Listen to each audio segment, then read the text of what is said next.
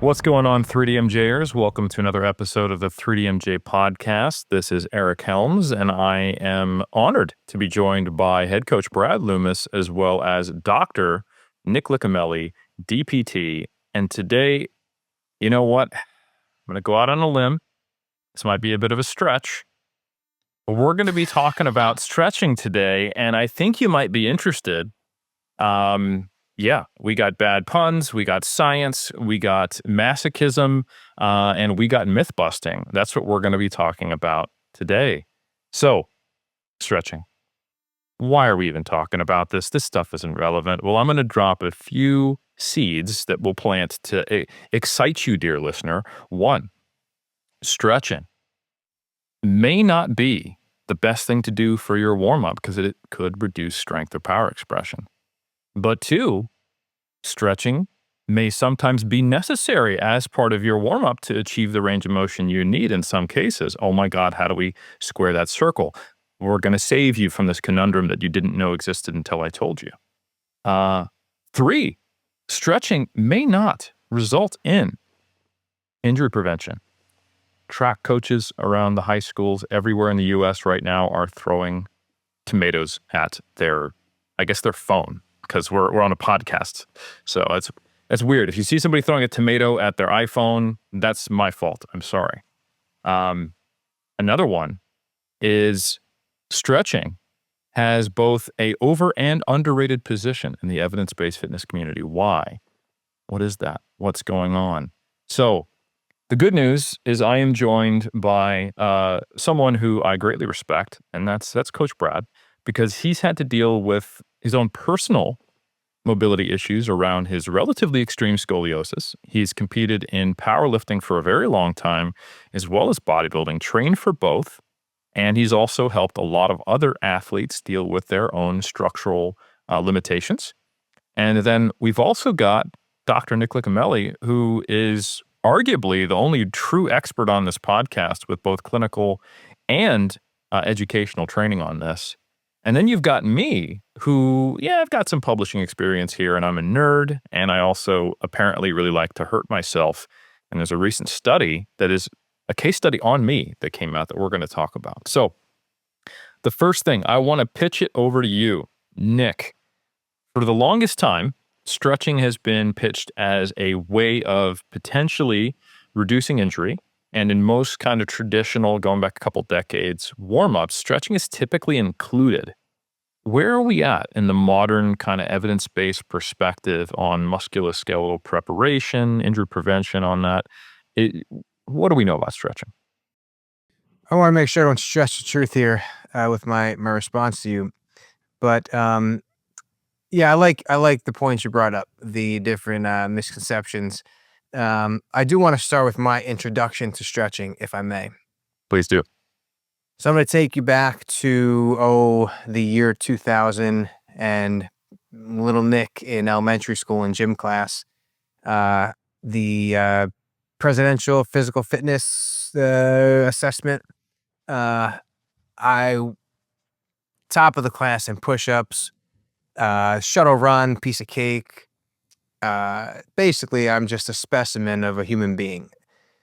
And then comes the sit and reach test. Oh, no. And you sit down and put your feet in front of you, and you stretch your hands out, and you have to get, say, 6 inches past your feet. Could never reach my feet. So I got a big fat donut for that one every single year that I had to do that. So I was always ashamed of my flexibility. And I said, man, I should really stretch more. Fast forward to high school football. And we would go through stretching routines before the game and before practice. And I vividly remember getting, not me personally, but someone right next to me getting in a butterfly stretch position, kind of sitting on the ground, putting your feet together, knees out to the side. And they were quite tight and restricted. And one of the coaches sat behind them and basically sat on their knees to kind of press their knees down to the turf. so they could stretch more. Plenty of examples of people sitting and stretching their hamstrings in front of them with their feet in front, and people just cranking on their backs and trying to stretch them down further because if someone was not flexible, that meant that they weren't working hard enough, or they weren't prepared enough to play high school football. Uh, so then, fast forward to where I am now as a physical therapist. Um, I think what's important to remember is that everyone is different, right? Everyone is made up differently structurally. So that physical fitness test back in elementary school, it's kind of, and this isn't my metaphor, but it's kind of like if you take like all the animals in the forest and you try to make the ultimate animal, and you put them all through swimming tests, climbing tests, flying tests, running tests. The fish is going to do great at swimming, but not running. And the squirrel is going to do great at climbing, but not swimming. So my point is that when it comes to the human body and kids and people, sometimes they are just uh, innately different, and not everyone. There's no ideal flexibility or range of motion for different activities. So if there are people out there that are a bit on the tighter side, um, I don't want anyone to feel ashamed or feel like they're at risk for injury because they're tighter than someone else, and it's not always more flexibility is better. So yeah, basically, uh, people are different, and sometimes more stretching isn't always a good thing. How does that pertain to injury prevention, like you asked me? Um, what we used to think, like all high school coaches, like you said, Eric, everyone's throwing tomatoes at their screens, was that the more stretching, the better before an activity. It'll help reduce injury, it'll help improve performance. It's not quite what we're seeing now. Um, Usually you want to start with some kind of dynamic warm up. And all that means is something, basically any movement other than just holding a stretch for like 20 or 30 seconds. So arm swings, things like high knees, stretches that maybe you hold for 2 to 3 seconds and then back off, and focus on your breathing as you're kind of going through these motions. Usually they should be specific to the tasks that you're going to be doing in your training session. So if you're playing football or some kind of field sport, maybe it has something to do with running or lifting the knees up, or butt kicks with your feet or something like that. If it's getting ready for an upper body session in the gym, perhaps it's benching with the bar and focusing on the movement and getting the connection to your muscles. Um, yeah, that is kind of where we're at now with stretching and injury prevention. It's not really what we used to think it is. Um, it can provide a short term improvement in some range of motion, if done for a few seconds and then you kind of back off. But to get to more long term change, I think that is a whole different animal, which we're going to get into in the rest of this episode. Well said. And man, that was a really extensive way of listening to you cope with the fact that you're just not actually that fit on that highly valid test of fitness that was applied to everyone. But I'm glad you found a way to still have self worth. I think that's important. Um, no, that's great. And I think stretching used to be kind of seen as like one of the components of fitness, like flexibility, strength, power, and it was a really, really important one. And I think anytime we start putting training modalities in buckets, sometimes we forget that there's a lot of overlap and we don't necessarily just think logically. The first piece of research that I would like to cite is a systematic review and meta-analysis that was published in 2023 by Alizadeh, and it is titled Resistance Training Induced Improvements in Range of Motion, a Systematic Review and Meta-Analysis. And they compared the effects of resistance training, so lifting weights, to actual static stretching protocols, either against control, against one another, or combined protocols. And overall, they found that both resistance training with external loads and stretching improve range of motion. And they do so to a moderate magnitude. But they're not necessarily different from one another. So I think one, it's always good anytime we can give people more options, which is great. Because there are probably some cases where lifting would be a better choice for improving your range of motion, or at least a more practical choice. And despite what some people in the evidence-based community might say, there are other times where the actual stretching protocol might be a more efficient path to get to where you want to go. Um, it's been an interesting kind of ride, as I remember early on when I joined kind of the ranks of personal trainers. NASM was in a different era over 20 years ago. Foam rolling was huge. Corrective exercise, tissue mobilization, all this stuff. And it got to the point where there was a lot of narratives that were, at the very least, adding 30 minutes to any workout you did for no reason, and potentially just incorrect, and making people think things that foam rolling did or stretching did that were untrue. Um, and as it always does, the pendulum swings in the evidence-based community. And it was not too long ago that I even heard people basically say stretching is useless and it doesn't even improve range of motion. And I'm like, hold on, stop it. You stop it. Don't say things that aren't true and say it's evidence-based. We have decades of research showing that stretching improves range of motion. If we want to debate the mechanism, whether it's worthwhile, whether you need it, whether improving range of motion is just inherently a good thing or not, we can have a conversation. But don't start telling me the sky isn't blue. Stretching does work for stretching, okay? That's not a stretch to believe that. So anyway, range of motion does increase, but like you said, Nick, it is potentially transient change. And if you want a more longitudinal change, it does require consistent stretching. And sometimes at an intensity or a duration that a lot of people don't like. But a lot of people do like it. I mean, yoga is pretty popular. And if you were to take say a group of relatively evidence-based yoga practitioners and you were to have them just talk to our little corner of the world, and people were saying some of these kind of meme-like comments, they'd be like, what is wrong with you? Everyone I know has gotten more flexible from stretching. It's not just their genetics, and it doesn't just last for 2 seconds. So anywho, I think there are a lot of things layered on top of this. There's a bit of a history. There's that pendulum swinging, and it's always good just to try to take a step back. And I think the first thing to realize is that you doing something like Cossack stretch or a hip stretch or an ankle stretch, is that really different than sitting in the bottom of a squat with a barbell on your back? And the answer is yes, because you actually have a huge weight on you that's pushing you down, and that is going to definitely produce stretch. And indeed, I think I've said this many times, and I still hold it to be true for bodybuilders. You only need to be as mobile as you need to be do the lifts you want to do with the range of motion you want to do. Mobility is not necessarily a good or bad thing as a quality of the body. And I think that's probably one of those very first step kind of changes that we need to have in our perspective. Brad, Coach Brad, B-Rad, Coach Loomis, I got a question for you, because I know for you, you're someone who has experienced musculoskeletal limitations that have probably been more than the typical person, and you've had to figure out what works best for you.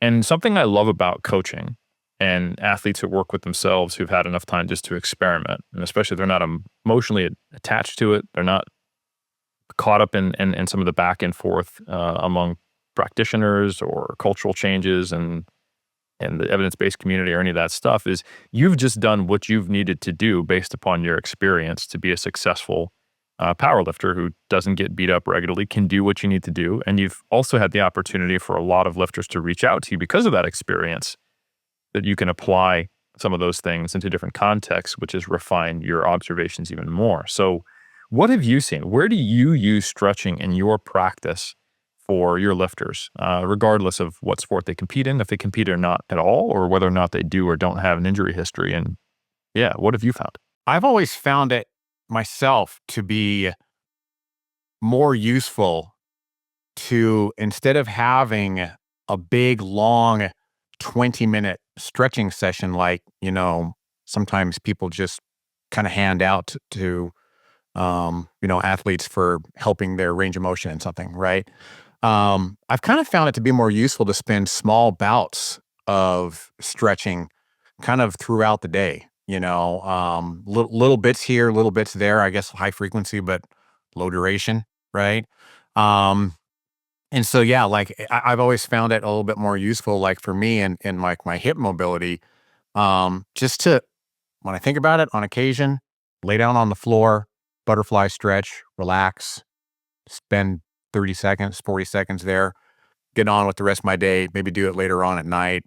And that's kind of what I've prescribed for folks. I'm like, okay, I want you to do this stretch, but basically what I want you to do is spend 30 seconds doing it whenever you think about doing it. You know, I like ankle mobility myself. I think it's helped keep my knees, pretty healthy.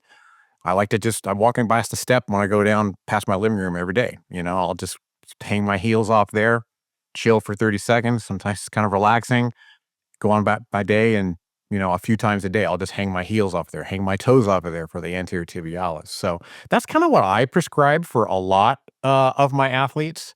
For my strength athletes, power lifters, etc.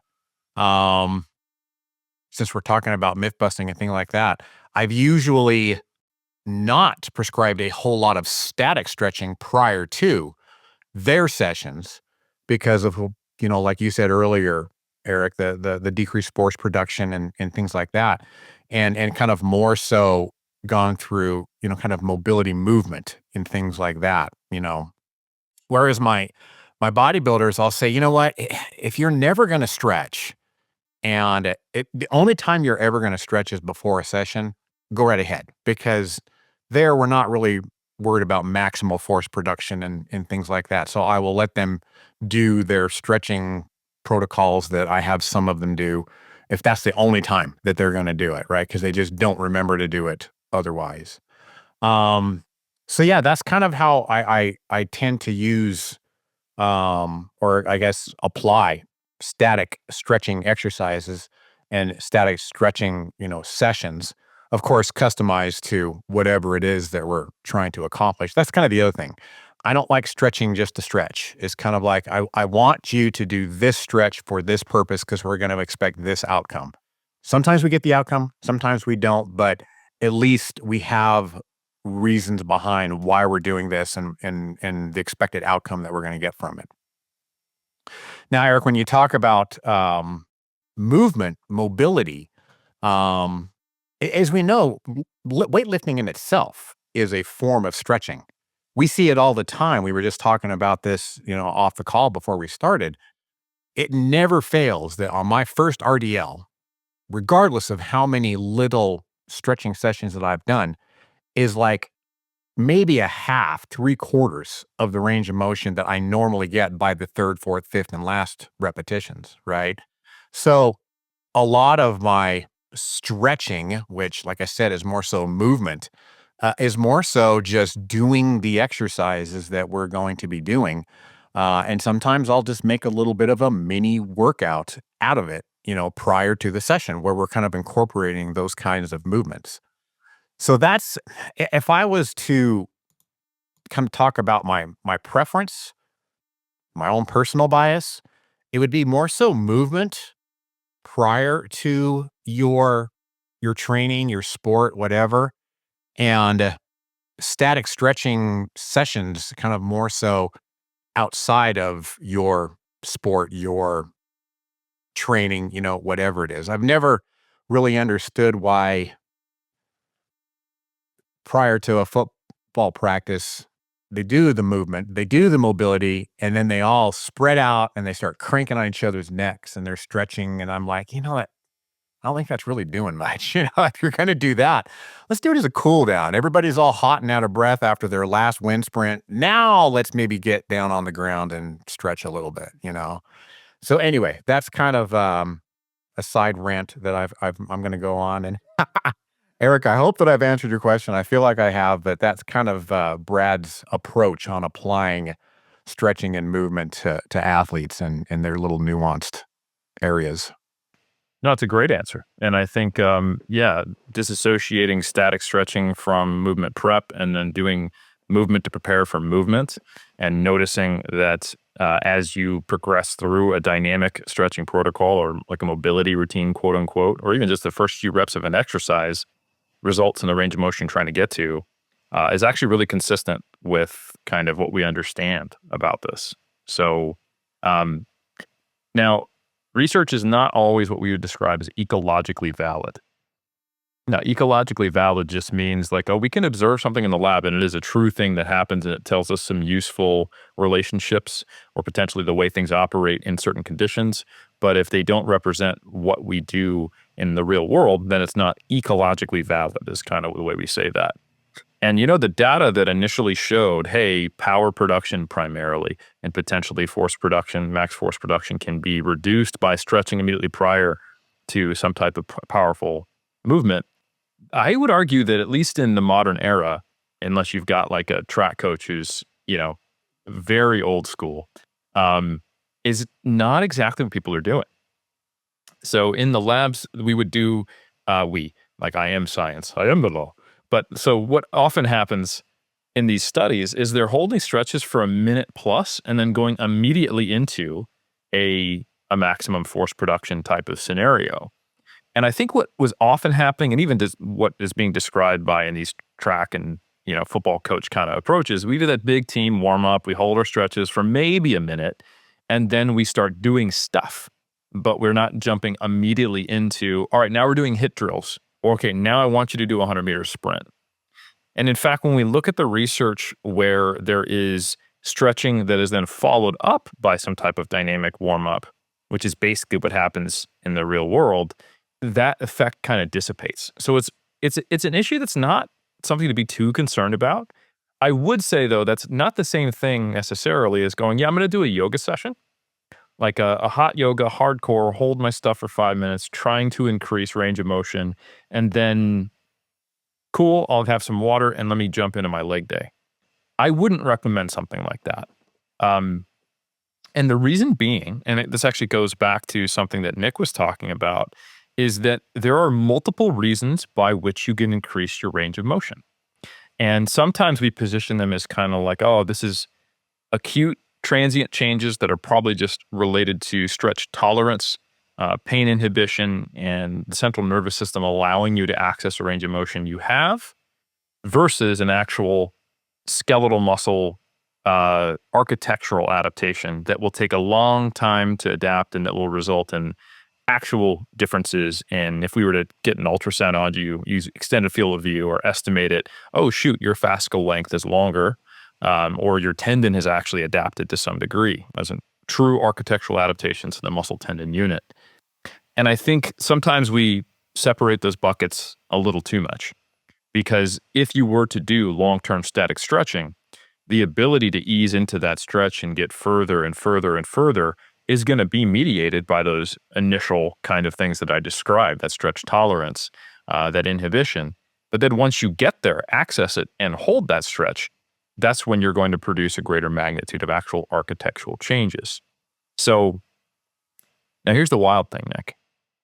There is a big impact of timing here.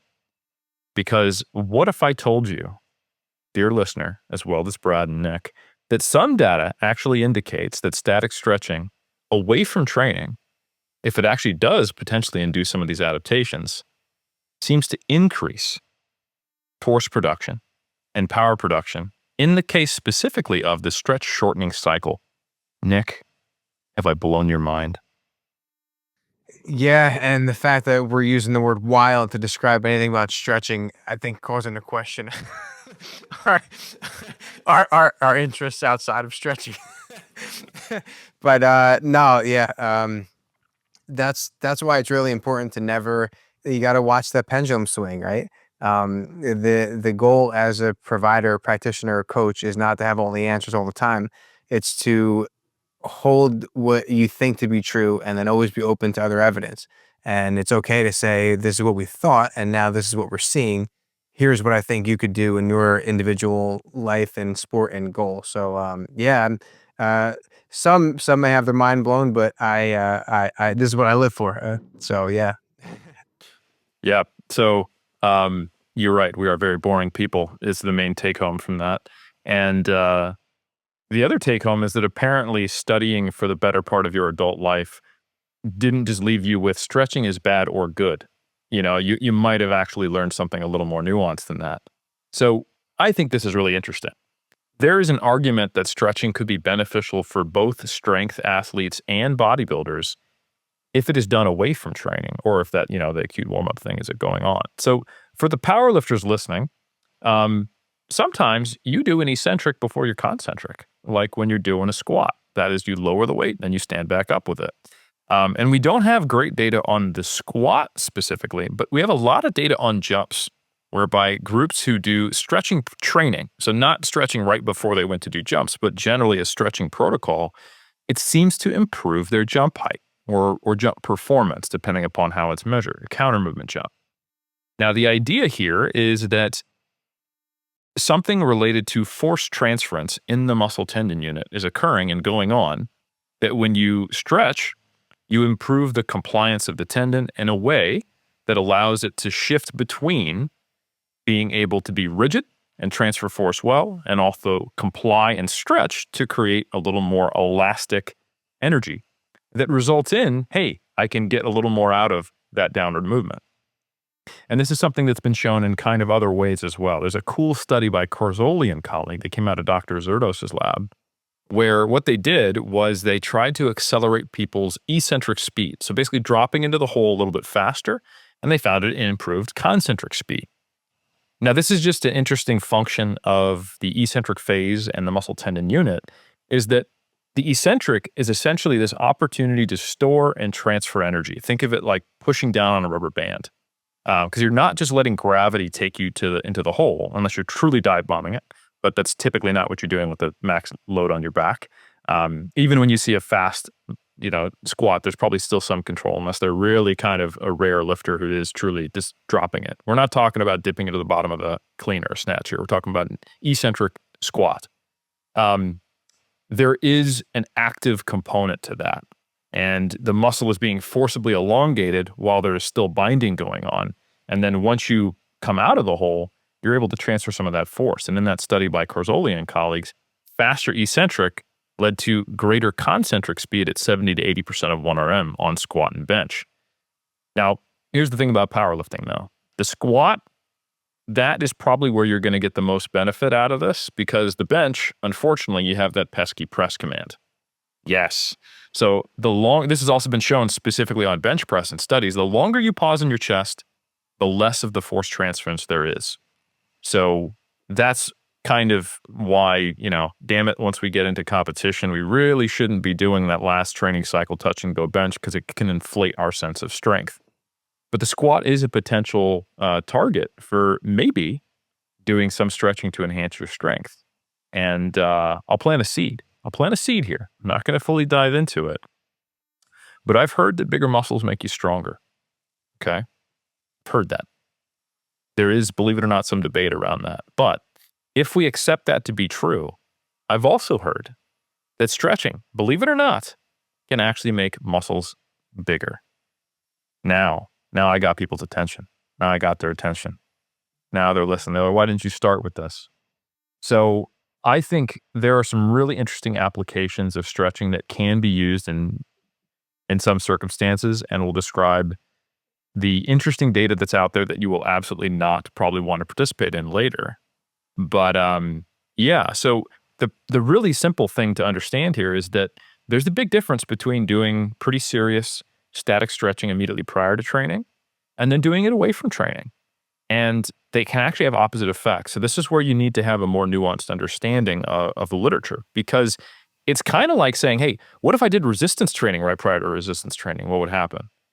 Well, you'd perform worse. Like if you did an upper body day, rested 10 minutes and did an upper body day, if I had to guess which of those upper body days, if they're identical, had better performance, I'm putting my money on the first one.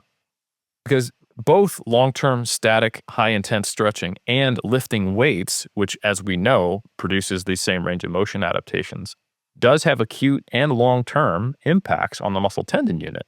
So yeah, but if you were to have an upper body day on Monday and then another one on Thursday versus only having one on Monday, that might be better, folks. So I'm trying to break this down to very simple terms, because if we understand that there is some mechanical tension that is being applied with high intense, long duration static stretching, that is where we can start to go, oh, interesting. So anywho, that is something that I think is super cool. tells us a little more about the mechanisms by which hypertrophy occurs and tension and force is sensed. And yeah, I guess I'll leave it there. We'll come back to how to actually do a stretching protocol. But Brad, for you, I would love to hear more about where does trying to do you ever deal with lifters who you need to improve range of motion or mobility about a joint so that they can successfully perform their lifts? Is that something that you've had to deal with some of the powerlifters or yourself at times? Very rarely. Yeah, because I Yeah. mean, we're kind of lucky in that we have a lot of clients that come to us where we do require certain ranges of motion who they kind of have their game on there. You know what I mean? Um, but like I said, there is occasions when you have a new power lifter who wants to do a competition, who's never really squatted to depth. And really, to be honest with you, I rarely have people do static stretching for the purposes of getting deeper in their squat. There's what I've kind of found as a tangent is that especially low bar squatters, they seem to have a harder time. There's less prevalence them hitting depth, as compared to high bar squatters. So sometimes just getting those low bar squatters to hit depth is just incorporate some high bar squats in there, some front squats, some safety bar squats, and it seems like it does a very good job of getting their mobility that they need to get depth on their squat.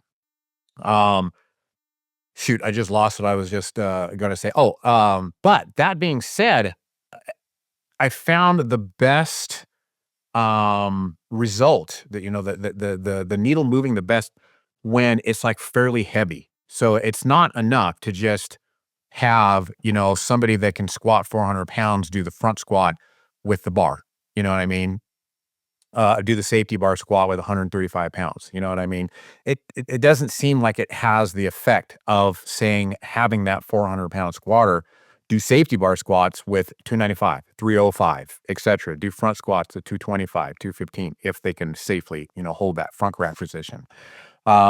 Which it seems to me anecdotally that is kind of lining up with what we're finding now in evidence with the hypertrophic effects in the power transfer of loaded stretching, right?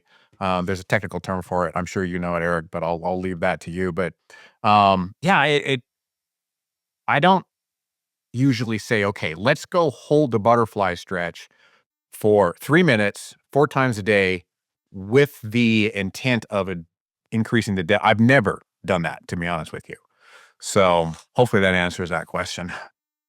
It does. And I think I can talk specifically in a bit about why loaded, deeper squat positions can potentially help you get to the depth you want, which probably sounds pretty intuitive to the listener on a low bar squat, but also why they might even help produce more force in that deep position and result in actually a better outcome as far as strength, depending upon that lifter's force production profile related to the length tension relationship. But Nick, my friend, you also are a lifter. You also know about this stuff. And because you're a clinician, you've worked with a broader array of athletes as well as clients and just gen pop people who have probably more mobility restrictions on average than our clients do. So I would love to hear about where you incorporate different types of interventions to improve range of motion and if and when, if at all, that includes stretching or not. Yeah, I think I'm glad you mentioned, Eric, about the importance of realizing that the idea of stretching, static stretching before performance, before power production, um, you have to really think about that. So, like you said, in the lab, if someone's stretching for 1 minute straight and then trying to do a vertical leap, we're not doing that on the field. So, if anyone's out there that feels fantastic after they do a static stretch, but now they're like, oh no, I can't do that before my training session, fear not. Just do it before your warm up sets and you're probably fine.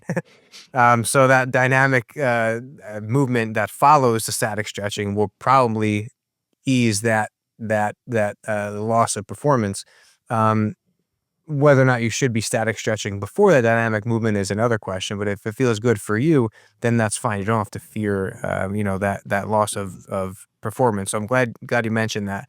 Yeah, and then as far as my approach to improving range of motion and with stretching, I think the big difference with the athletes and patients I work with is that there's usually pain present. So, Brad, you mentioned before the low duration, high frequency stretching, kind of like snacks throughout the day. I like that a lot, especially for pain, because usually the reason I would prescribe a stretch for someone with pain is to create a window of decreased sensitization. So if someone does a hip stretch, like a piriformis stretch, where they kind of cross their knee across their body and feel a stretch like in their butt area, um, to help with low back pain. So say they have less pain when they do that stretch.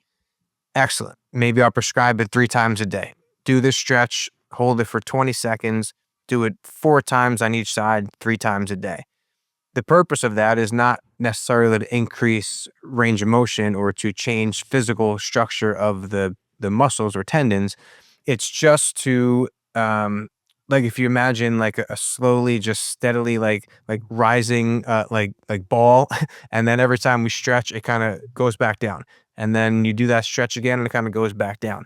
And I guess that ball represents slowly approaching like the level where someone's going to feel pain. So if something as simple as a stretch can help reduce that in the short term, and then reduce that in the short and keep reducing it, well, now we have someone who's functioning throughout their day without limitations of pain. So that's one way I would use stretching, Brad, in that high frequency kind of approach. Same thing could be said with like a doorway stretch for the pecs or something, or a kneeling stretch where someone has their hands on a chair or a bench in front of them, almost like a child's pose, like in yoga, but just kind of stretch down, like real deep stretch, nice extension through like their mid back, and their shoulders are kind of up over their head. If they're on their knees, kind of stretching forward. Those kind of things throughout the day. If someone has a desk job and they're just kind of sitting all day, and they're developing that neck pain or shoulder pain, those kind of stretches, um, not to go down the posture rabbit hole, but just to get some movement throughout the day. And if those stretches are going to help reduce that pain sensitivity, then now we have someone functioning throughout their day without pain, which is ultimately the goal. Because then what's going to help in the long term is not the stretch necessarily; it's going to be functioning without pain over time. That's going to cause that adaptation in your system to be less sensitive to the movements that you want to do throughout your day. And sometimes it's not getting under a bar. A lot of times it's people just trying to drive to work without numbness going down their arm, or negotiate stairs without knee pain. Um, and then I guess another good thing for me to touch on here is, when should you not stretch? So, are there any times when you shouldn't stretch? So, I know for myself, when I was in high school, I suffered one injury, basically my whole athletic career, and I think I probably tore a little bit of my calf, a bit of a calf strain.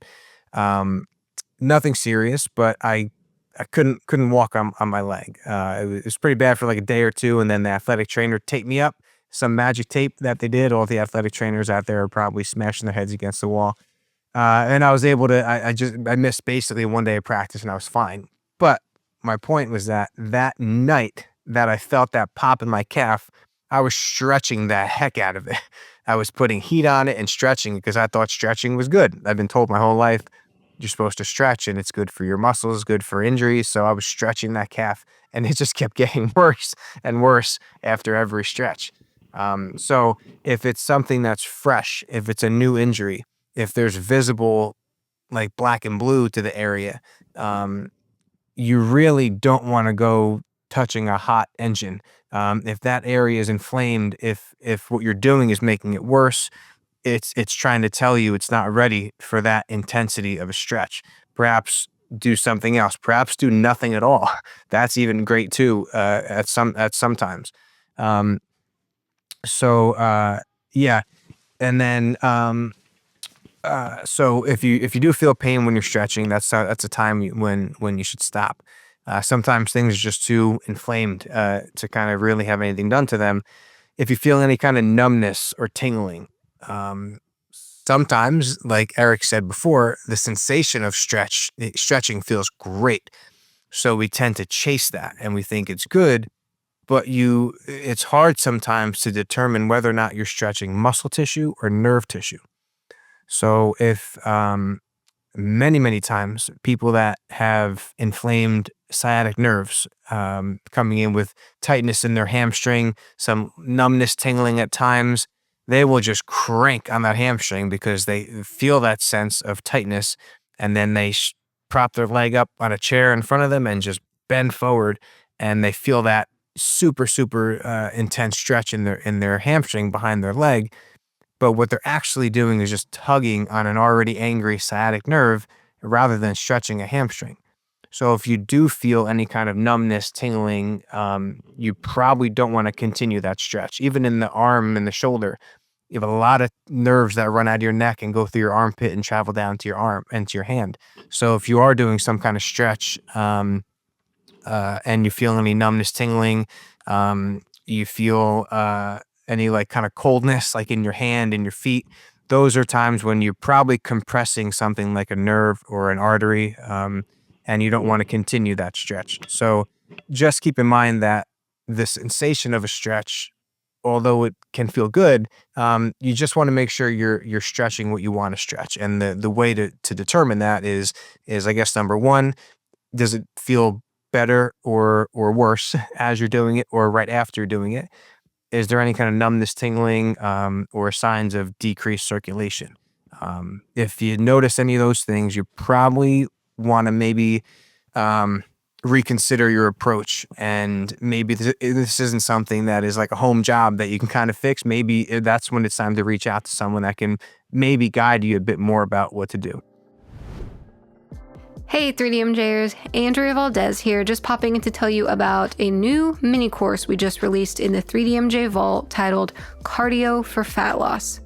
It's by one of our head coaches, Brad Loomis, and in it he'll teach you exactly how we conceptualize and prescribe non-lifting activity for our athletes during their dieting or contest prep phases.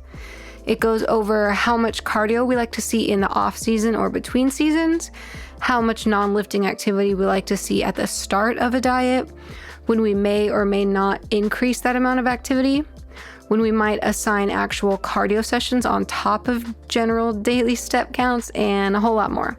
Cardio for Fat Loss also includes a couple of case study chapters where Coach Brad walks you through the spreadsheets of 2 of his contest prep athletes so you can see the relationship between activity prescribed, calories consumed, body fat loss, and what decisions were made along the way.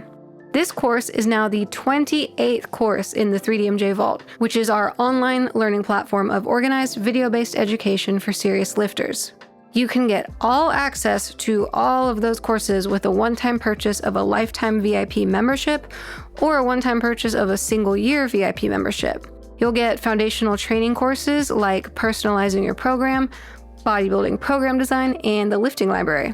You'll also get more specific accessory courses like the Advanced Deload Guide, Transitioning Away from Tracking, the Godfather's Guide to Posing, the Lagging Body Parts course, the Physique Photo Guide, and a whole lot more. So head on over to 3dmjvault.com and sign yourself up for a VIP membership today. That's 3dmjvault.com to get all access. Thank you so much for listening and enjoy the rest of the show. Hey, Nick, if I could ask you a quick question. So I've heard that several times that you don't want to stretch a fresh injury. And I've heard several times that ends up making it kind of worse. But when you're talking about a good, healthy muscle, a good, healthy joint, good, healthy ligaments and tendons, I've always kind of found it to be that painful stretch, almost kind of a good thing in a way. It's like I kind of get to that part where it kind of hurts a little bit. You know, if I get to a good stretch and a healthy joint and a healthy muscle. It burns. It like literally kind of feels like it burns a little bit. And then of course, I mean, I don't keep going, and usually I'm tapping out, you know what I mean? But I've always kind of noticed that it seems like, kind of like in the physical therapy world, that burn gets pushed out kind of further and further and further. The not even the more often, but with each follow-up session, I guess you might say, that burn, it seems to be pushed out further and further, where I get a little bit more and a little bit more and a little bit more. So maybe talk about that a little bit now that you've touched on, okay, let's not stretch a fresh injury versus that good burn that kind of goes along with stretching, and at least that anecdotal kind of observation that I've had where the burn seems to get, it comes on with a deeper and deeper and deeper stretch and a deeper range of motion. That's such a great distinction, and thank you so much for bringing that up. It's funny, on the cardio machines in the gyms, how they say, like, if you feel shortness of breath, stop exercise. If you feel dizziness, stop exercise. If I used to look at those and say, like, isn't that the point? Yeah. Especially back in the HIIT days, when I would go pretty hard on Stairmaster elliptical and just crank it out for 30 seconds and then coast it. It's like, yeah, my workout doesn't start until I feel all of these things that say to stop on the machine. So you're right, Brad. When you stretch a muscle, it feels good. It feels that intense stretch. Like, isn't that the point? Correct. Yes. I think what I meant was pain that is different than that. So imagine, like, if you close your eyes and you stretch your chest and you feel all those pec fibers getting that good stretch, and it feels great, and you keep going, going, going, and everything just feels like as expected. It's kind of like if you're driving to work and you see, like, a bunch of cars on the road, like there's that tree that there's that store that and then there's like a purple elephant, and you're just like, hold up. Like, that doesn't fit in, like, the way that I thought my morning would go today. If you're doing that stretch and you feel those pec fibers getting a good stretch, and all of a sudden you feel like, ooh, like something that Pop. kind of like takes your breath away or like causes you to stop, and it's like, ooh, that feels like someone just like stuck a knife in me for a second. Like, that right there is not something you should keep pushing into.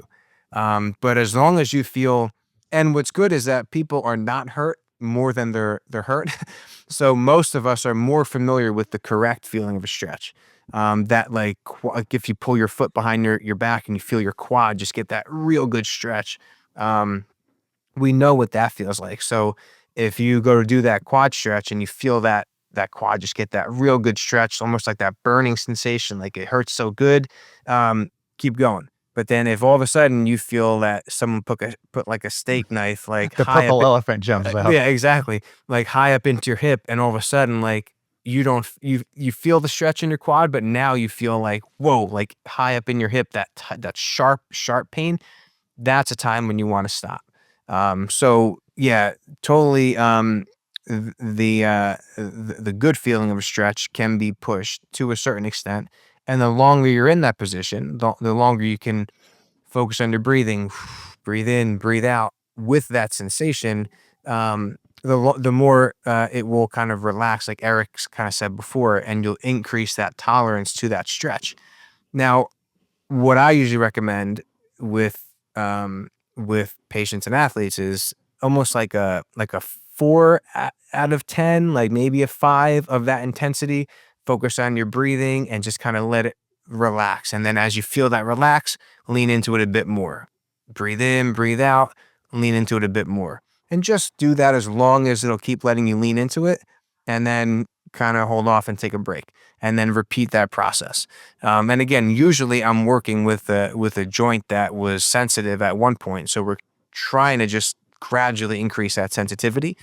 But that's a kind of a perfect segue into the practicality of doing these intense stretching protocols that it takes to make these long-term changes at the tissue level. And for most of the athletes that I work with or patients that I work with, they're not going to be able to do these intense stretching protocols that involve the intensity, this 8 out of 10 discomfort at around the joint. So yeah, I think as we kind of maybe move into that part of the conversation, it's important to remember, like, yeah, these implications are there perhaps, but then it really gets narrowed as to who can use it practically. So like any evidence that we see, it's cool, and we want to kind of dive into it and learn more and more about it. But just make sure that people don't take a chunk of information and then run with it and try to use it on themselves or use it with everyone, because there's always the part of evidence-based practice where we have to gear it toward the person in front of us. So yeah, I think with the people I usually work with, usually it's more of a gradual lower level intensity of a stretch, focusing on the breathing, allowing that to relax, and just gain more I guess more what's the word, like Desensitize them more over time. yes. It probably goes without saying, but just in case, it's not like the stretch without the burn is ineffective. From what I was kind of gathering here, it's probably is kind of starting where that burn is not there, because you're just basically getting small ranges of motion. And so it's not to say that, like, if it's not burning, it's not working, right? It depends. Exactly. It depends on what working means for that person in front of us. Yeah. If they're trying to increase range of motion, they're probably going to have to feel some discomfort. If we're just trying to improve range of motion, then you probably don't have to push that hard. Or if the person is restricted because of pain versus a joint block, like, so if someone has a stiff joint, whether it's arthritic or whether it's like a frozen shoulder kind of deal, well, frozen shoulder, it's kind of an older term. It's more muscular now than we used to think. But if someone has a stiff arthritic joint, stretching, they're probably not going to feel a muscle stretch at their end range. It's probably just going to be joint pain. So I think it depends. Depends on the goal. Depends on the person or patient in front of you. As far as like whether they have to feel that burn of a stretch in order to gain benefit from it, because everyone's end range is going to be a bit different. It's going to feel different and going to be a different point.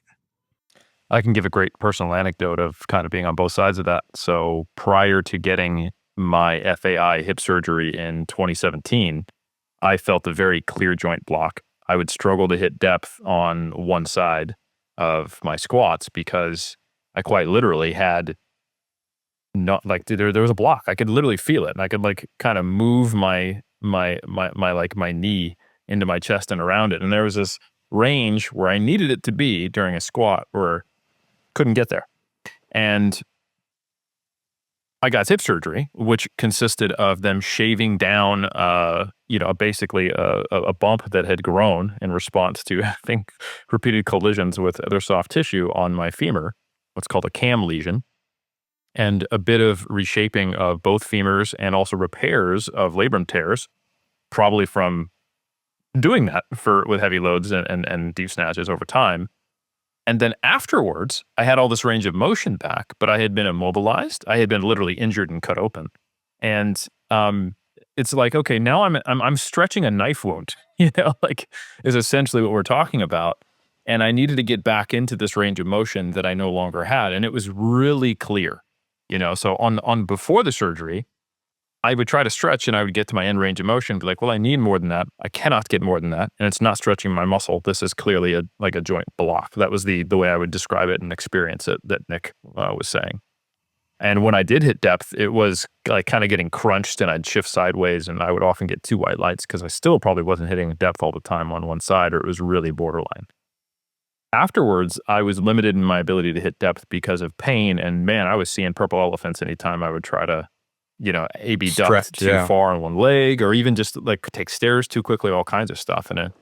And there was a combined factor of neural inhibition and actual structural changes because I couldn't access that range without pain for so long. So I did it gradually, that it also started to become what felt like as a reduction in range of motion due to probably muscle tendon unit adaptations because I wasn't accessing it. So then once I was done healing from getting cut open, when I went into stretching, then it was an earlier point than where I had the joint block, but I felt the muscle stretch like you're describing, Brad. And then I would let pain be my guide to get back into the range that I wanted. And then for me, it was just a matter of, well, what's an appropriate amount of burn or sensation, or how much stretch should I feel? Well, I have an actual goal. My goal is to be able to sit down in the bottom of a squat. So I will push it as much as needed to make progress towards that, but I'm not going to try to get there today. You know? Exactly. So I think that might help contextualize it a bit for the different reasons why I was even in those positions.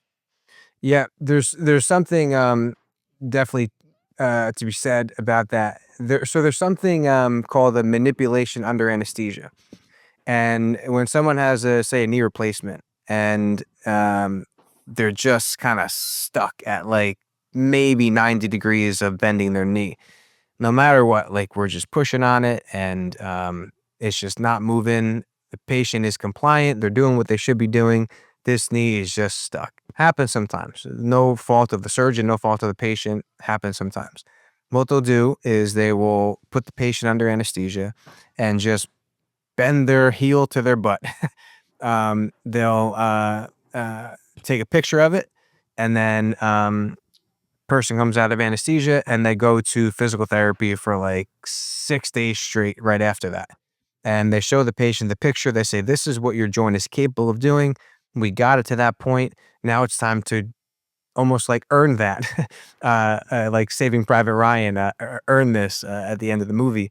And what we do then after that is the physical therapy is obviously a lot of range of motion, not so much stretching because we're not like stretching a rectus femoris or like stretching the quad muscle, but maintaining that range of motion that they gained under anesthesia with gradual loading, gradual range of motion activities.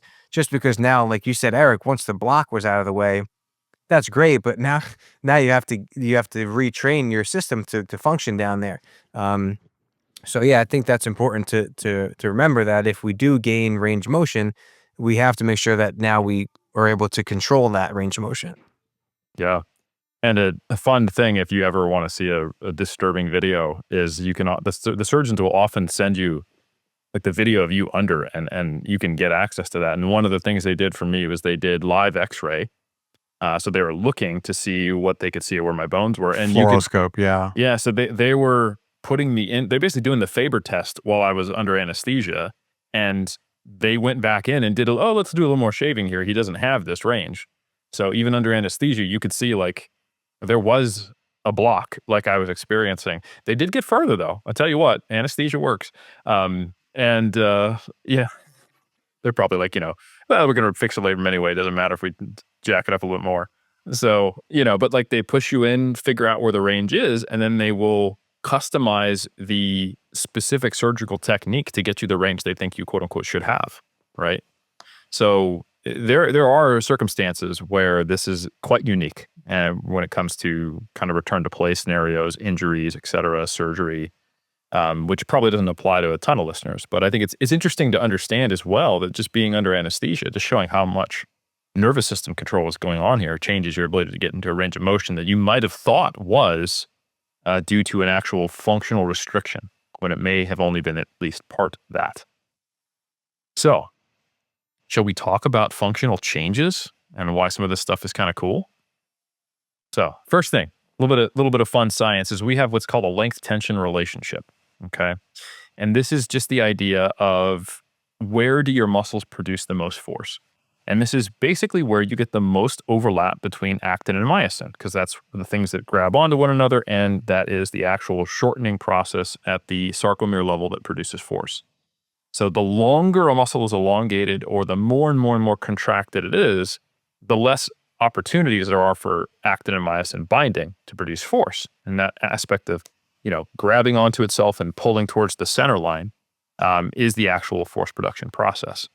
So in movements where you need to be at a position where you don't have a great overlap of actin and myosin, which is dependent upon the individual and the movement we're talking about and their prior adaptations, you may be able to get some functional adaptations to shift where that length tension relationship operates. So we'll go back to your example of someone who struggles to hit depth on a low bar squat, but adding in heavy safety bar squats, front squats, or high bar squats seems to not only help them hit depth, but may even be a useful accessory just for strength building.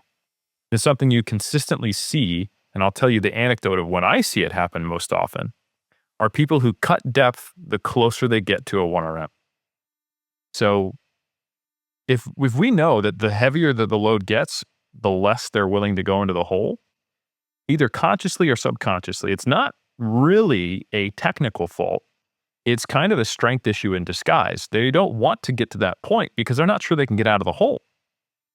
Now, I will admit for everybody, the hole, the deeper you go in a squat, from a pure force production perspective, if we don't think about the stretch shortening cycle and the passive contribution of the prior eccentric, like I talked about earlier, you're going to get progressively weaker. If you just think about this from not only the length tension relationship of you're stretching your glute and your quad more and more and more the deeper you get into the hole, so you're getting less potential overlap closer to your end range of motion, but also just about the biomechanics. If you think about the lever arms involved, like at what point is your knee and your hip furthest from the bar? It's when you're the deepest in the squat, right? And you can actually see them.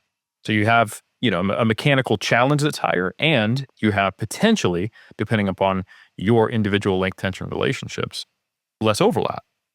So the good news is this can change to some degree. And one thing that stretching does, or training with a full range of motion, especially if you're asking your body to produce a lot of force in this very stretched end range of motion position, is it can shift your length tension relationship towards being able to produce more force at longer lengths. And that's neat. So this can come from adaptations in fascicle length, which just means that the actual fascicles within the muscle are a little bit longer, which means they can get more actin and myosin overlap. And this can occur from potential actual sarcomeres being added in series, or just adaptations to where there's more compliance and potentially you're able to have longer fascicle lengths without actually having another sarcomere, and you can maintain more actin and myosin binding sites. So this is a persistent thing we see with stretching or certain types of protocols where you're doing, so in some cases it's been observed, and I'll tell you about one that was on me, where you can see fascicle length changes getting longer that are associated with long duration static stretching. So when you're having someone do a whole bunch of deep squats, whether it's, like you said, safety bar, front, high bar, and all of a sudden they're able to hit depth, it might actually be because they feel stronger in the hole, not that they just couldn't access it. All right. And you notice, Brad, specifically, I can't do it with just the bar. So it's not just accessing the range of motion. I need to tell my body, hey, I need you to actually lift some heavy loads out of the hole. And this can also be layered on top of what we learned from that study by Carzoli and colleagues. If you can, with an appropriate level of control, so you don't lose bar position, and you are actually able to do it, speed up your eccentrics a little bit, you can layer two different aspects of improved force production out of the hole. The active contractile component and the passive contractile component. And I call it contractile probably as a misnomer, but essentially there are it's not only the tendon, but also inside the muscle, like the titin molecule. This is basically a molecular spring, and it anchors actin and myosin to the cytoskeleton within the sarcomere. And when you go faster, like the tendon, it stores more elastic energy, it elongates, and enables you to transfer more force from the eccentric to the concentric. So if you can still maintain control and you can individualize your eccentric speed to be a little bit higher, you can get more passive force contribution from that stretch shortening cycle. And if you do that in addition to doing accessory movements like deeper squats with reasonably heavy loads, you can improve your actual ability to actively produce force at longer muscle lengths because you're shifting your length tension relationship towards being in a deeper position. And you could argue that, if I'm only doing low bar squats and I'm barely skirting depth, and I see when I start getting heavy, I cut depth, you're never really getting the opportunity to try to kind of correct that issue, if you will. So this is one of those cases where I think we may not realize it, but the functional adaptations that we're getting from increasing range of motion are actually enhancing strength, which is kind of a unique take on this. So the cool thing that happens is when you are actually stretching sufficiently to get these muscle tendon adaptations, sometimes you see muscle growth, you know? And it's difficult to disentangle that from the actual resistance training protocol and something like, hey, we added different types of squats to low bar squats and, they got stronger and maybe they got bigger. And that brings me to the question of, okay, well, can just straight up stretching without actively contracting and doing resistance training induce hypertrophy? And I would say, 5 years ago, there was a question mark there and potentially even leaning negatively for humans. But we've known for decades, going back a long time, with some very unfortunate quails, chickens, and some mice, who I feel terrible for, that stretching can induce hypertrophy in animals, but what was being asked to be done is not feasible, because it involved being put into these mechanical stretching device, weighting limbs or wings for sometimes weeks at a time or months, or at least hours, and it producing huge increases in muscle size. And contrary to some people online who would claim this is only sarcomeres and series and only fascicle length changes, we actually see increases in cross-sectional area, the actual weight of the muscle, and muscle thickness, because they're actually dissecting these animals and they can look at it to like the gram. And even in one study, they de-innervated. So they disconnected the nerves. Again, I'm so sorry, animal lovers. I'm not a fan of this research either, but we know this is just information. I'm not saying it's good that we have it this way, but de-innervated the nerves that are actually making it so the animal cannot contract the muscle that's being stretched. And these adaptations still occurred. So they're not from the resistance to the stretch and kind of that contraction that the muscle might be having to try to protect itself at a long length. Just the actual passive stretching seems to induce hypertrophy, which is really cool.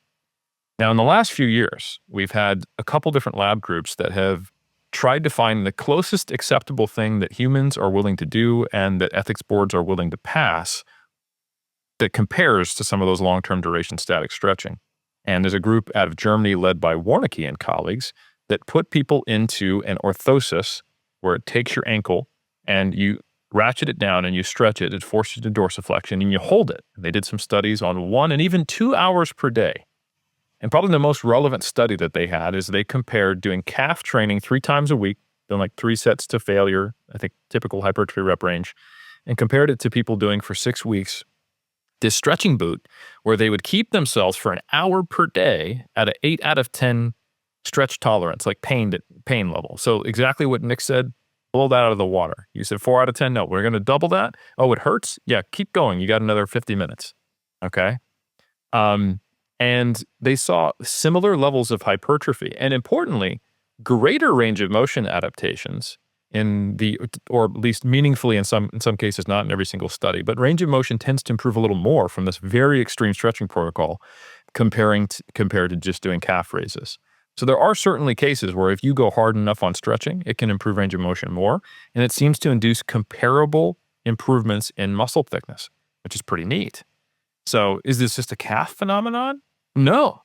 Walden and colleagues a few years later came out and they said, well, maybe we can do something that at least at face value seems more feasible. What if I told you, dear listener, what if I told you, Nick, what if I told you, Brad, you don't have to get an orthosis that you have to wear for an hour a day, maybe just 15 minutes 4 times a week. Does that sound better? That sounds very adherable. Yeah. Easy, right? Now here's the catch.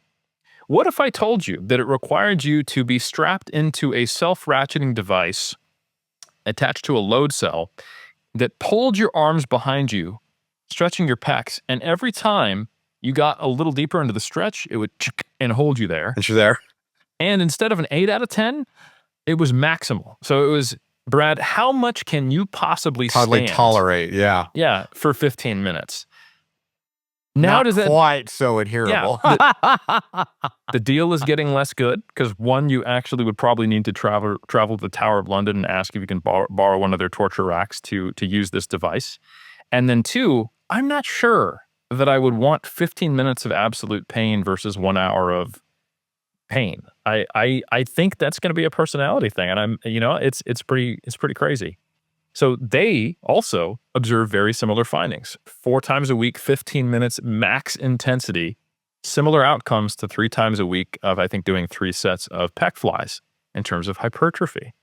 So this, and actually better range of motion changes as well in the group that was on the torture device. So I think this is cool. But like you said, ain't nobody doing this. At least nobody's sane. And that will define how you see me as a sane person or not in a moment. But then the other big question is, okay, these were in recreationally trained participants, not necessarily in all cases people who are doing a bunch of pec flies and calf raises, certainly active people. Some of them did lift. I wouldn't describe them as totally untrained, and we saw comparable hypertrophy. But another narrative that you'll see online, also not based on any evidence, but still a narrative nonetheless, is that no, you're only going to see untrained people benefit from these stretching protocols because trained people have already gotten these initial adaptations from training with a full range of motion. They're not going to get anything out of it. And again, I'm like, hold on, but the animals we saw, cross-sectional area, all kinds of changes. It wasn't just sarcomeres series. Who needs evidence? I just say what I want. Okay, fair call, influencer. Let's figure out how can we answer this question. And what we decided to do was to take a aging bodybuilder who had really a strange desire to increase his calf size and was going to do this on top of his normal training. Not only was he going to do 20 sets per week, which he had been doing for the better part of a year of 2 to 0 RIR and even failure-based calf training, where he did 4 sets 5 days per week. But on top of that, he said, you know what, let me get one of these orthotic devices and wear it for 6 hours a week. So I took 1 hour less than a Wernicke, put them on top of each other and see if I get additional hypertrophy from adding this, what should be, according to some people, redundant protocol to already doing stretching. And that, my friends, just got published a few days ago, and that insane person was me, and I did this in 2022. So, not at all something I'd recommend. And if you heard the recommendations from Nick about how to stretch, I will give you the description of what it was like to do this. So, I sit in a chair. I put a stool out in front of me, so my leg is straight, so it's stretching the gastroc a little more because it crosses the knee. Flexing my quad, keeping it straight. I put on the boot, and I pull myself into an 8 out of 10 stretch, and I tighten it anytime I come out of an 8 out of 10 stretch, and I hold it for an hour. At about 15 to 20 minutes in, it starts getting pretty painful. There is definitely some, at least, I think, artery compression or at least blood flow issues. I'm not sure. It was nerves, Nick. But I get the pins and needles. I get the pain, right? It's no fun anymore. And I go, sweet, no problem. I'm 1/3 of the way through. We're just going to carry on. Secondly, my dumbass was too cheap to buy a second boot. And then halfway through the protocol, I was like, I'm already through here. So I was doing both legs. I wasn't doing a left leg versus right leg. So after I gave myself this trauma from doing it on one foot, then I go, cool, let's start all over again on the other leg. And then I was like, we don't just need trauma, we also need PTSD. So success. I did this for 12 weeks. And I even had to do it when I traveled to Worlds in 2022. So I wore it on the plane, got some very weird looks.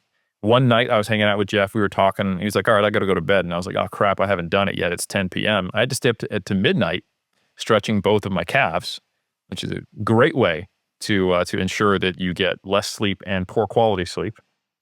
And even shifting around in the chair woke Jeff up once. So I also negatively impacted his sleep. That's how committed to science I am. So what did we observe? We saw actually that I had some significant increases in muscle thickness, even though I was doing stretching and resistance training. Now, the cool thing is this is a case study, which is also the reason why you probably shouldn't take this super seriously or see it as the highest quality evidence. A case study is an N of 1 study. And when we do studies on groups, we sample a group that we think has enough statistical power to hopefully represent with a reasonable probabilistic statement the population it's sampled from. In this case, we're sampling all mildly old, should-be retired natural bodybuilders who, for some reason, are very interested in calf gains. So there's at least like 14 of us, right? So it's a pretty big sample size relative to the whole population. But no, in all seriousness, we're talking about all trained lifters out there. So millions of people, I am but one of them. We can't expect my experience to be representative, but I'm also still human. And another cool thing about case studies is that you can take a lot of measurements. So it's completely infeasible to get the number of measurements that we did with a group of 20, but you can definitely do it with me since my work is the lab where we tested me. So you can take a lot of measurements, which would only be financially or logistically infeasible. And while it may not be representative of the overall population, what it does do is it gives you at least some proof of principle, right? Because we don't think that I am such a unique snowflake that for some reason I have, different types of sarcomeres than other people or something like that. So it is certainly a proof of principle to say, oh, interesting. This guy got gains adding stretching to a lifting protocol. Now, if you're a really smart listener, you're probably wondering, well, wait, hold on. How do we know it was the stretching, not the lifting, or vice versa? Great question, me. Well, what we did was for the first 4 weeks, we tested, while I was just doing the resistance training, all the measurements that we were interested in. So we looked at pronation angle, we looked at fascicle length changes, this is with ultrasound, as well as muscle thickness, and we also did isometric calf strength testing. And that was what we considered my baseline. I had been doing this for months and months and months. We needed to see a change more than what would occur in those 4 weeks to call it real. So what we used is 2 standard deviations from that band, okay, which is a pretty conservative way of saying, hey, we think this is a real change. So anything that was more than 2 standard deviations, a measure of variation in those week-to-week changes over the first 4 weeks, once we added in the stretching, we said it was a real change. And then also we said, you know what? People are going to say, hey, you're doing 20 sets of calves, you're stretching 6 hours per week. How do we know you're not just inflamed and full of muscle damage and you got big sacs of edema on the back of your knees? How do we know this is actually muscle growth? So what we did is that we took a subsequent measurement after the 12 weeks of doing the calf training, after a week of doing no calf stretching and only 8 sets. So a pretty big deload. We dropped from 20 sets to 8 sets, no stretching. And then we basically said, okay, look, if there's a persistent real change greater than 2 standard deviations from our baseline in these measurements, this will count as real after we've let any potential edema subside. And in some measurements, mostly around the kind of lateral calf, which is where I felt more of a stretch, we did see greater hypertrophy adding that on top of what I was doing. And in most sites, we didn't actually see a fascicle length change, but in one we did, which corresponded to where we also saw some of the hypertrophy. So I think this is really neat, and it's completely impractical. And by the way, I don't do the boot stretch anymore, but from a proof of principle perspective, it was really cool. And I think the last thing I'll say, unless you guys have any questions, and I can be happy to answer them, is that while the stretching protocol itself wasn't feasible, I have retained a lot of the range of motion because of the way I'm training now. I pause for a good 2 seconds at the bottom of each one of my calf raises. I do some non-boot wearing 5 to 10 minute static stretching every week or so. And I've probably kept 90 to 95% of the range of motion, which is certainly more than I had. And I'm also helping keep it through doing deep leg presses, Smith machine squats, things like that, that seem to be helping in addition to the calf raises. And my calves, from what I can see just from circumference measurements that I get every once in a while, not ultrasound, which is obviously more precise, I seem to have retained the size as well. So I think that's pretty neat. And I definitely visually saw hypertrophy.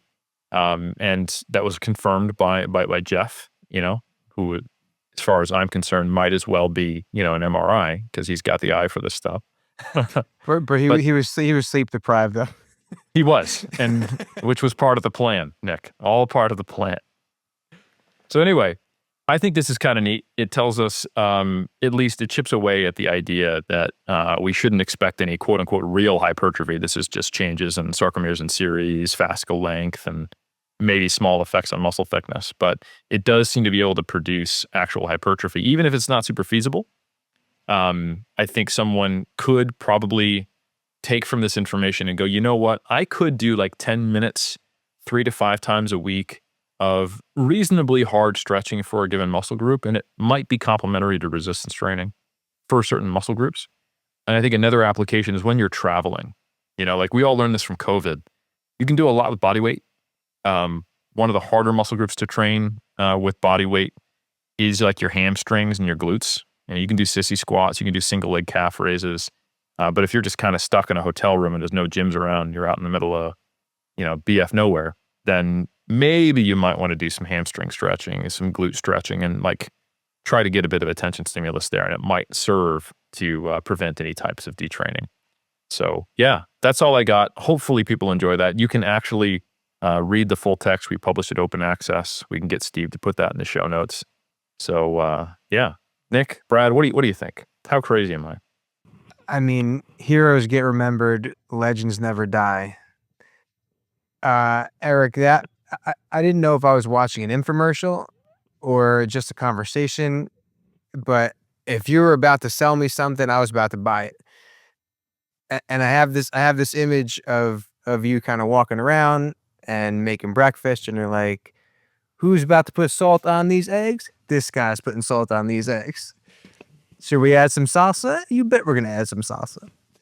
No, that was awesome, man. Entertaining, and you could have gone about that and relayed that information any way possible, but that was awesome. Also enlightening. But also I'm a little disappointed that all these years you've told me it's not the length of my fascicles that's important, it's how I use them. And now apparently that's not the case. So it's hard to say that I'm not a little disappointed. But we are on the home stretch here of this episode. So I really don't know if there's anything else I have to say. I think all the points have been well made. Well, I'm happy to reinvigorate some of your trauma from the presidential fitness test. So, Eric, is there any real applicable takeaways that we could actually use as coaches for us bodybuilders and our would-be clients that we want the absolute best out of? Absolutely not. This is just me farming papers to further my academic career. No, absolutely. I think there are. I think the question, though, that I was really interested in answering was, is this completely redundant if someone is doing resistance training, the full range of motion, and emphasizing the stretch? Because I was for months prior to it. I was doing, emphasizing the stretch, doing even some lengthened partials. And there's a lot of narratives that, hey, lengthened partials, stretching, stretch-mediated hypertrophy, it's all kind of just lumped together in people's brains. But the reality is that you could take every single rep that I did on calf raises and add them together, and the time that I spent in the deepest position, like a 2-second pause, if I did, let's say 120, 150 reps, it's minutes at best. And in one day, I'm doing 60 minutes of stretching. So stretch-mediated hypertrophy and what we're seeing with training at longer muscle lengths are probably different, and there's something interesting happening there. The other thing I would say is that we kind of think ever since, Schoenfeld's proposed 3 mechanisms of hypertrophy kind of model, which is definitely evolved, and I think we should move past mechanical tension, metabolic stress, muscle damage, right? That's kind of where our brains are at. And when someone says mechanical tension as a mechanism, it all gets lumped together.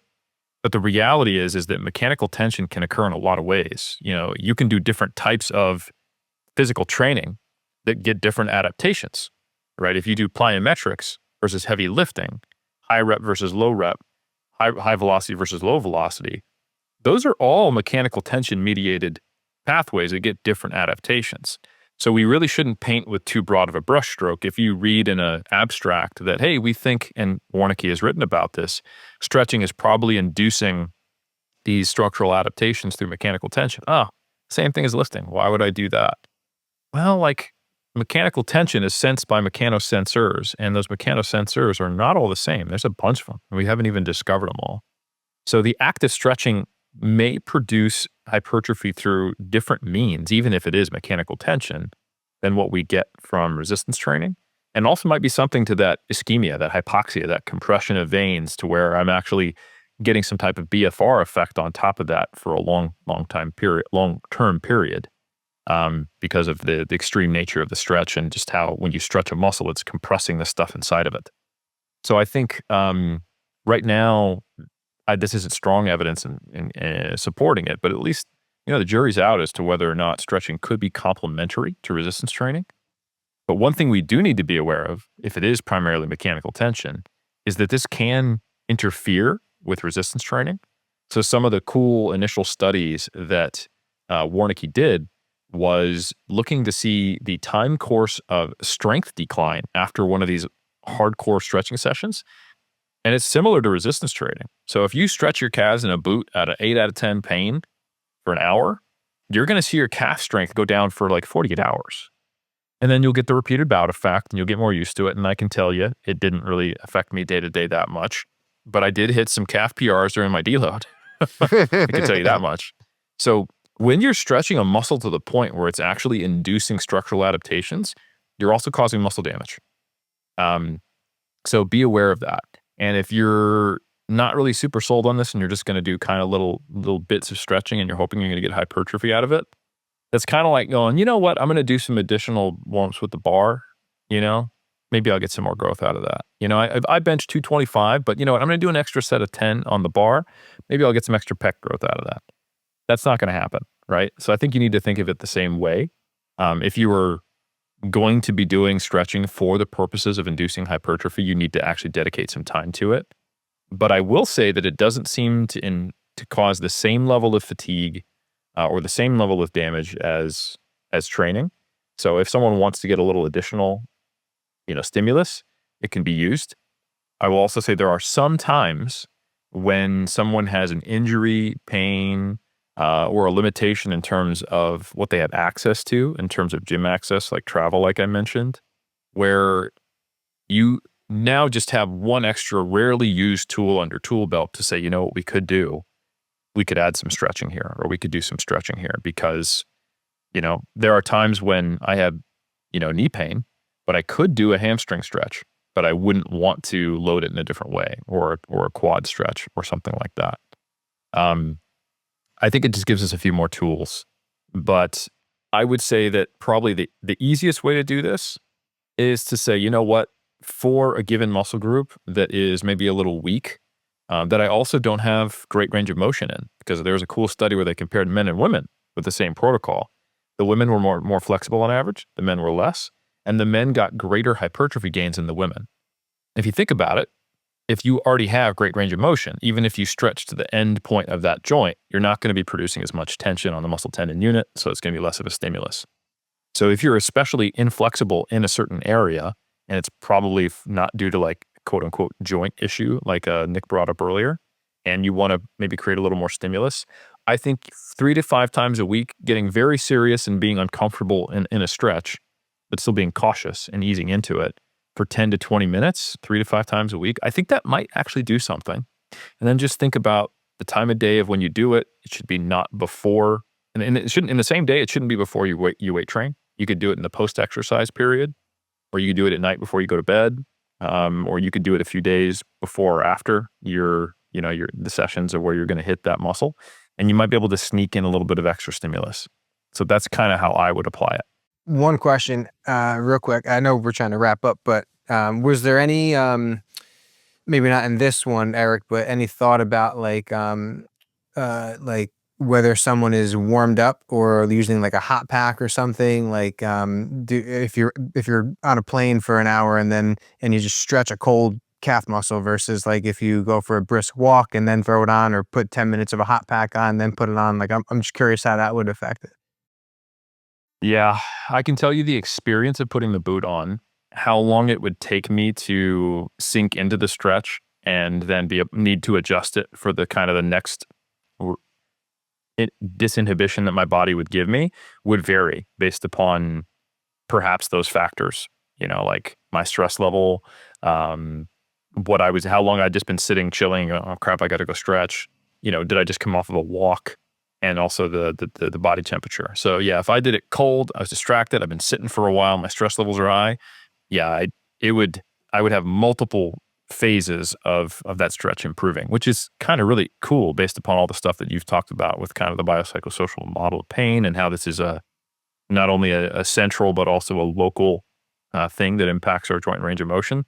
And I would definitely recommend, just like we've talked about with long muscle length training in general, don't just jump into this stuff 10 out of 10, Like if you heard me say, hey, 3 to 5 times a week, 20 minutes, try 3 times a week at 5 minutes at a 6 out of 10 stretch the first week. It's going to be novel, right? And then ease into it to try to increase it.